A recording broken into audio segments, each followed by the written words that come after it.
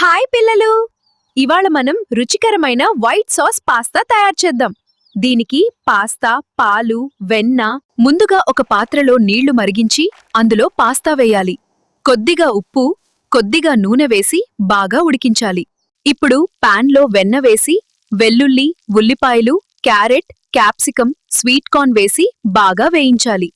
ఇప్పుడు వెన్నలో మైదా పిండి వేసి కలపాలి.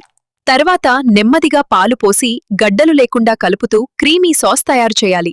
ఇప్పుడు చీజ్, ఒరెగానో, చిల్లీ ఫ్లేక్స్, కొద్దిగా ఉప్పు వేసి రుచిగా కలపాలి.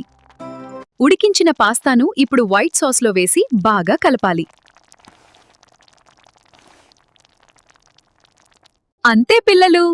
మన రుచికరమైన వైట్ సాస్ పాస్తా రెడీ అయిపోయింది. వేడిగా తింటే చాలా యమ్మీగా ఉంటుంది.